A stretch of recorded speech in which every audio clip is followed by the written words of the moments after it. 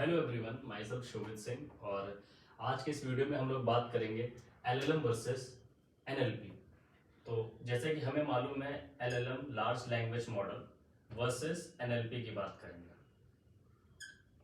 तो बेसिकली ये दोनों वाइडली यूज्ड न्यू टेक्नोलॉजीज हैं या एआई का सबसेट हैं जिनको हम आजकल यूज करते हैं for the specific task like text generation. तो दोनों करते क्या है? जैसे कि अगर आपको हल्का सा बेसिक पता होगा तो आपको ये कह सकते हो कि एलएलएम मॉडल या फिर एलएलएम टेक्निक या फिर नेचुरल लैंग्वेज प्रोसेसिंग या इसको हम लोग न्यूरो लिंग्विस्टिक प्रोग्रामिंग भी बोलते हैं, इन दोनों की हेल्प से हम क्या करते हैं, लैंग्वेज को प्रोसेस करते हैं। ठीक है, लैंग्वेज प्रोसेसिंग के लिए या टेक्स्ट जनरेशन के लिए ये दोनों टेक्निक यूज होती है। जैसे हम एलएलएम में के एग्जांपल्स की अगर हम बात करें तो you can go for chat GPT models और बार्ड वगैरह या फिर सम अदर थिंग्स। और एलएलएम की एनएलपी की अगर हम बात करें तो एनएलपी में हमारे कुछ स्पेसिफिक चैटबॉट्स आते हैं जस्ट लाइक सिरी एप्पल का, एलेक्सा, गूगल असिस्टेंट।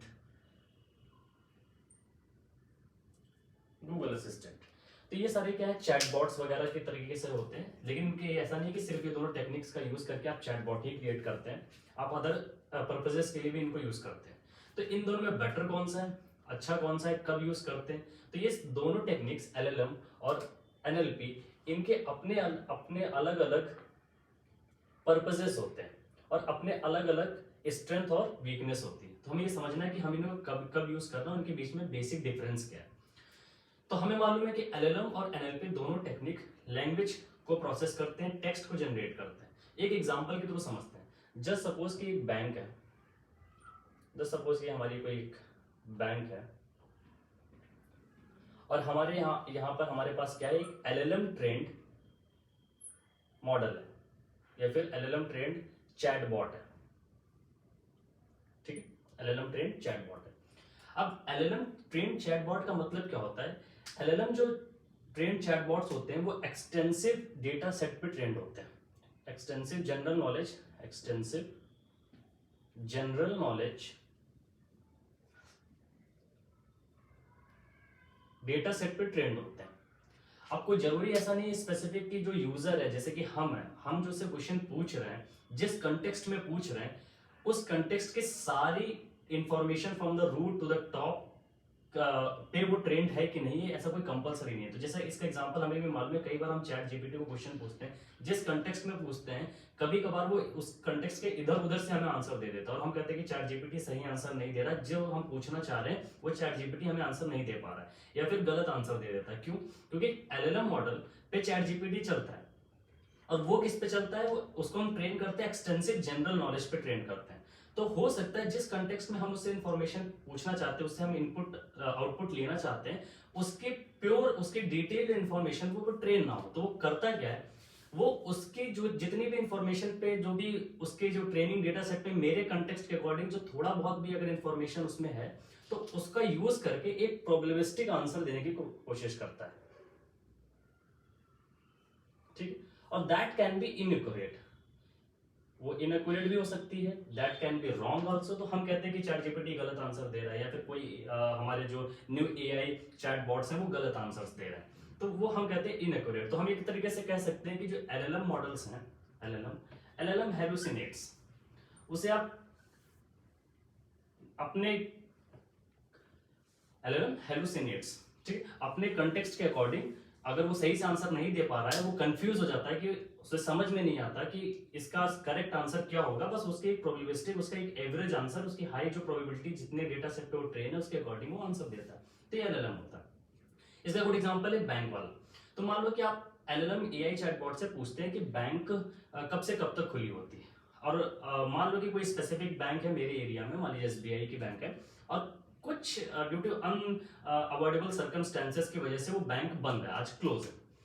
अब मैं चैट जीपीटी से पूछता हूँ या अपने एलएलएम मॉडल से पूछता हूँ कि whether the bank is open और कब से कब तक खुली रहेगी। तो चैट जीपीटी एक जितने डेटा सेट पे ट्रेंड, एक्सटेंसिव डेटा सेट पे trend from all the data set, वो उसका एक कंक्लूडेड आंसर देगा और वो बोलेगा कि today is weekday and bank 9 to 5 open रहती है, जबकि हमारी आज बैंक बंद है। तो उसने इनएक्यूरेट आंसर दिया, गलत आंसर दिया। यहां पर ये इसकी वीकनेस है। काम अच्छा करता है, टेक्स्ट जनरेशन करता है, कोई ना तो कोई आंसर आपको जरूर देगा, लेकिन यहाँ पर ये हेलुसिनेट कर सकता है।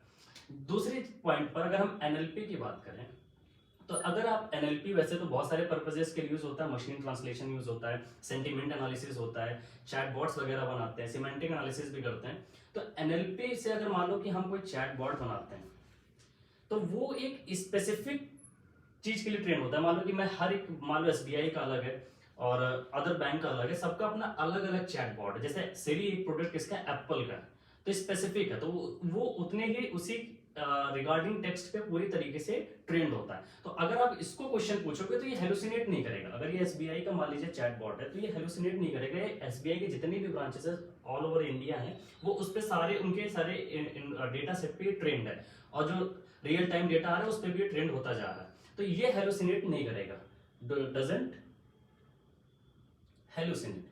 और हो सकता है अगर आप इसको अपने कंटेक्स्ट जिस पे ये ट्रेंड है, अगर उससे आप हटके इसको क्वेश्चन पूछते हैं, अलग कंटेक्स्ट में क्वेश्चन पूछते हैं जिस पे ये ट्रेंड नहीं है, तो ये आपको कोई इधर उधर का आंसर नहीं देगा। ये आपको सीधा बोल देगा कि I am not getting what you are saying, I am not trained on this subject, my humans didn't trained me on this subject. इस तरीके से आपको ये सीधा क्लियर आंसर दे देगा, आपको समझ में आ जाएगा कि नहीं, इसको इस चीज के बारे में नहीं पता, इसको इसी के बारे में पता है, बैंक के बारे में। ठीक है, तो इसका मतलब क्या हो गया, एनएलपी हमारा हेलुसिनेट्स नहीं करता है, वो स्पेसिफिक एक काम के लिए बना होता है, एक चैटबॉट है जो उसी डेटा सेट के लिए ट्रेन होता है और उसको अच्छे से आंसर देता है। जबकि एलएलएम एक एक्सटेंसिव जनरल नॉलेज के ऊपर ट्रेंड है, तो वो हो सकता है कि आप अगर उसे अपना कंटेक्स्ट सही से नहीं समझा पा रहे, या फिर आपके कंटेक्स्ट की इंफॉर्मेशन उसके डेटा सेट में नहीं थी, तो वो क्या करेगा, उसका एक प्रोबेबिलिस्टिक आंसर, एक एवरेज आंसर उन वर्ड का यूज करके बनाने की कोशिश करके आपको दे देगा। That can be inaccurate. तो हम कहते हैं एलएलएम हेलुसिनेट कर सकता है, जहां पर एनएलपी हेलुसिनेट नहीं करता। लेकिन तो आपको मालूम पड़ेगा एलएलएम वर्सेस एनएलपी चलते कैसे। लेकिन अगर आप कोई ऐसी टेक्नोलॉजी बनाए, कोई टेक एल्गोरिदम बनाए जिसमें आप एनएलपी और एलएलएम दोनों का यूज करें, तो that can be a better thing. और इस पे बहुत सारे लोग काम भी कर रहे हैं। That can be a better thing, और ये एरर मिनिमाइज करेगा और अच्छे से जो ह्यूमन पूछ रहा है उसको समझ सकेगा, और डेटा सेट पे अगर अच्छे से ट्रेंड होगा तो उसके अच्छे से आंसर भी दे सकता है। अब मैं आपको एक ऐसा फ्री टिप की तरह समझाता हूँ, जैसे चैट जीपीटी है, 3 आया, 4 आया, 4.0 आया, फिर लामा है, लामा के भी अपने वर्जन है, वर्ड परप्लेक्सिटीज है।